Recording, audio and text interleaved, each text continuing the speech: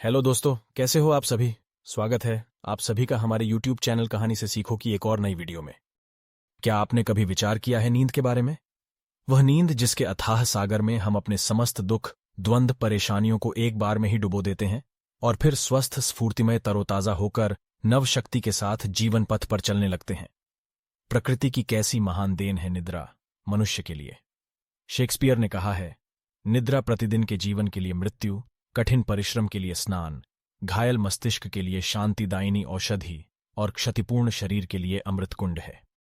वस्तुतः मृत्यु के अनंतर भी हम एक लंबे विकास की स्थिति में होते हैं और जिस तरह हंसते खेलते शिशु के रूप में पुनः जीवन धारण करते हैं, उसी तरह प्रतिदिन की नींद के बाद भी नवचेतना नवजीवन प्राप्त कर अपने काम काज में लग जाते हैं। कैसा अद्भुत खेल है यह, कैसी महान कृपा है निद्रा देवी की मनुष्य पर। वह हारा थका चूर चूर होकर संसार की परेशानियों से क्लांत होकर निद्रा देवी की गोद में सोता है, लेकिन नव शक्ति, स्फूर्ति, नव जीवन, प्रसन्नता, उत्साह लेकर उठता है। इस महान उपकार के बदले हमें कुछ भी नहीं देना पड़ता। नित्य नवजीवन प्राप्त करने का हमारा कैसा जन्मसिद्ध अधिकार है, जिसकी तुलना में संसार का कोई भी पदार्थ समर्थ नहीं है। यदि कुछ दिनों मनुष्य को लगातार जागना पड़े तो उसकी मृत्यु हो सकती है, वह पागल हो सकता है। कितनी आवश्यक है नींद हमारे जीवन के लिए। निद्रा प्रकृति देवी का निःशुल्क उपहार है, जिसके लिए हमें कुछ खर्चना नहीं पड़ता, न कोई कष्ट उठाना पड़ता है, न कुछ करना पड़ता है, लेकिन फिर भी हम में से बहुत से इसका लाभ नहीं उठा पाते। उन्हें अनिद्रा की शिकायत बनी रहती है। कई बार नींद के लिए हम कृत्रिम उपाय करते हैं, लेकिन उसका वह लाभ नहीं उठा पाते जो सहज रूप में नींद आने पर प्राप्त होता है।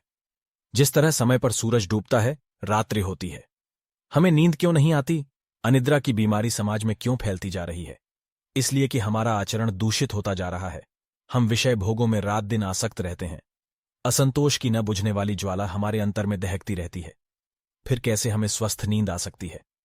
इसमें कोई संदेह नहीं कि स्वस्थ नींद के लिए शरीर और मन का स्वस्थ संतुलित होना, व्यवस्थित दिनचर्या आवश्यक है। बहुत से व्यक्ति स्वभाव से अत्यधिक चिंतनशील प्रकृति के होते हैं। दिन रात उनका दिमाग किसी उधेड़ बुन में ही डूबा रहता है। ऐसे लोग चारपाई पर करवटें बदलते हैं, चुपचाप होकर पलकें बंद करते हैं, किंतु उनके चिंतन का क्रम एकांत पाकर अधिक तीव्र होता है और उन्हें नींद नहीं आती। इसके विपरीत दिन भर का हारा थका मजदूर कठोर भूमि में भी तत्काल सो जाता है, क्योंकि वह चिंतन के अधिक झगड़े में नहीं पड़ता। इसका मतलब यह नहीं कि चिंतन बुरा है। मनुष्य को सोच विचार ही नहीं करना चाहिए। नहीं, मनुष्य का चिंतनशील होना बहुत ही महत्वपूर्ण है। चिंतन के क्षणों में ही नव अन्वेषण का कार्य होता है, लेकिन इसकी सीमा भी होनी चाहिए। कम से कम उस समय तक तो आप अपने चिंतन के विषय और बोझ को दिमाग से बाहर ही उतार कर रख दें, जब सोने के लिए शैया पर पैर रखें। चिंतन, विचारशीलता चाहे अच्छी दिशा में चले या बुरी में, उसका आप पर अधिकार नहीं होना चाहिए। जब आप चाहें तब सोचें और जब न चाहें तब सोचना बंद कर दें। ऐसा अभ्यास होने पर ही यह आपकी निद्रा में बाधक नहीं बन सकते। महात्मा गांधी कितने उच्च विचारक थे, लेकिन जब उन्हें विश्राम करना होता था तो तत्काल सो जाते थे। इतना संयम था उन्हें अपने मन पर। वस्तुतः अनियमित सोच विचार चिंतन से मनुष्य के स्नायु अत्यधिक उत्तेजित हो जाते हैं। मन का स्वभाव है, वह जिस विषय को पकड़ लेता है उसका ही ताना बाना बुनने लगता है और बरबस मनुष्य विचारों में खो जाता है। ऐसे व्यक्ति को कुछ झपकी लग भी जाए तो उसकी नसें इतनी उत्तेजित रहती हैं कि स्वप्न के माध्यम से वे अपना काम करने लगती हैं और इससे नींद अपूर्ण ही रह जाती है। जो रात स्वप्नों में बीती हो, उस दिन उठने पर आपका बदन थका थका अलसाया सा होगा। अतः सोने से पूर्व सभी प्रकार की चिंता, विचार आदि को मन से निकाल दीजिए। स्वस्थ और खाली मन से शैया पर विश्राम की अवस्था में लेटते हुए अपने मस्तिष्क को पूर्णतया शून्य बनाने का प्रयत्न करें और निद्रा के प्रत्येक झोंके के साथ उन शून्य में विलीन हो जाए जहां आपका संसार, दीन दुनिया की बातें सब विलीन हो जाती हैं। अनिद्रा का कारण शारीरिक श्रम न करना भी है।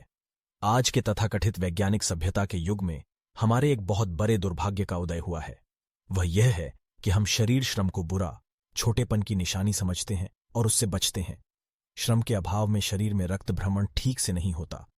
गंदगी, विषाक्त तत्व शरीर में एकत्र होने लगते हैं, जो हमारे हृदय, स्नायु, मस्तिष्क आदि को उत्तेजित कर देते हैं और इससे नींद आने में बाधा पड़ती है।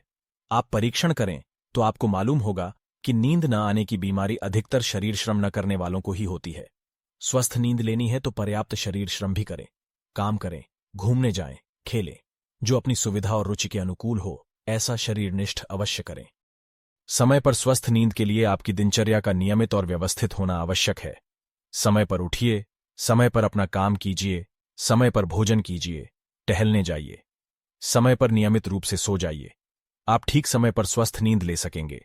जिन लोगों को उठने, बैठने, खाने, पीने, काम करने, सोने जागने का कोई समय नहीं होता, जो अस्त व्यस्त जीवन बिताते हैं, रात रात भर जाग जाग कर सिनेमा देखते हैं, ताश पत्ते खेलते हैं, उन्हें स्वस्थ नींद से प्रायः वंचित ही रहना पड़ता है। समय पर पूर्ण विश्राम मिले, इसके लिए आवश्यक है कि आप अपना संपूर्ण जीवन क्रम व्यवस्थित, नियमित रखें। बुरे विचार और बुरे कार्य भी नींद के शत्रु माने गए हैं। गंदे विचार, उन्हें पैदा करने वाला गंदा साहित्य, उपन्यास, अश्लील वार्तालाप, अभद्र व्यवहार, गंदे चित्रों से मनुष्य को बचना चाहिए। चरित्र का संयमी सदाचारी होना भी आवश्यक है। आधुनिक युग में हम लोगों का चारित्रिक पतन और दुराचारपूर्ण, गंदा जीवन, गंदे विचार, अश्लील कल्पनाएं एवं द्वेष, आवेश, संशय, भय, अविश्वास आदि अनिद्रा की बीमारी के मुख्य कारण हैं। स्वस्थ नींद के लिए मनुष्य को सभी तरह के नशीले उत्तेजक पदार्थों का त्याग कर देना चाहिए। चाय, सिगरेट, शराब आदि का उपयोग भी अनिद्रा का कारण बन जाता है। इन्हें जितनी मात्रा में छोड़ा जा सके, स्वस्थ नींद के लिए उत्तम होगा। खासकर सोने के पूर्व तो इनका उपयोग करना ही नहीं चाहिए। यह भी ध्रुव सत्य है कि स्वस्थ शरीर में ही स्वस्थ नींद का आगमन होता है। शरीर में कोई बीमारी है अथवा कोई दोष है तो इससे मनुष्य को समय पर नींद नहीं आती। रोग, शरीर दोष जितना तीव्र होता है उतनी ही अनिद्रा की शिकायत बढ़ जाती है। अतः अपने शरीर को स्वस्थ रखिए। भोजन जो हम करते हैं उसका भी हमारी नींद पर भारी प्रभाव पड़ता है। भारी, देर से पचने वाले भोजन करके सो जाने पर पेट के अवयव तेजी से काम करने लगते हैं। ऐसी स्थिति में मनुष्य को नींद देर में, कठिनाई से आती है तथा स्वप्नों में रात काटनी पड़ती है, जिससे विश्राम का उद्देश्य पूरा नहीं हो पाता। अतः हल्का, सुपाच्य, पौष्टिक भोजन कीजिए और सोने से करीब 3 घंटे पूर्व ही उससे निवृत्त हो लीजिए। सोने के स्थान और वातावरण का भी बहुत प्रभाव पड़ता है। जहां तक हो, कोलाहल शून्य, शांत, स्वस्थ स्थान हो सोने के लिए। शुद्ध वायु का पूरी तरह आवागमन हो। किसी तरह के पिस्सू, मच्छर आदि से युक्त सोने का स्थान न हो। किसको कितना सोना चाहिए, कब सोना चाहिए, यह मनुष्य को अपनी शारीरिक मांग, समय और परिस्थितियों के अनुसार स्वयं निर्णय कर लेना चाहिए। निद्रा के लिए सबसे महत्वपूर्ण बात है शयन कक्ष में जाने से पूर्व अपने मन को पूर्णतया निर्विकार, शांत, संकल्पहीन शांत बनाने की। इसके लिए किसी अच्छे ग्रंथ का पाठ, ईश स्मरण, शुभ संकल्प करते हुए अपने आप को निद्रा देवी की गोद में सौंपकर शून्य में विलीन हो जाने का अभ्यास उत्तम है। नींद के लिए भूलकर भी किन्हीं दवाओं का उपयोग न करें। इससे आपके शरीर पर बड़ा दुष्प्रभाव पड़ेगा और नींद न आने की बीमारी अधिक बढ़ेगी। दोस्तों, इस कहानी से आपने क्या सीखा कमेंट बॉक्स में लिखकर जरूर बताएं। ऐसी ही और कहानियां सुनने के लिए चैनल को सब्सक्राइब करें और हाँ, नोटिफिकेशन का घंटा दबाना न भूलें। इस वीडियो को लाइक और शेयर जरूर करें। तो फिर मिलते हैं एक और नई और दिलचस्प कहानी के साथ। आप सभी अपना ख्याल रखें, हमेशा खुश और स्वस्थ रहे। इसी मनोकामना के साथ कहानी सुनने के लिए आप सभी का बहुत बहुत धन्यवाद।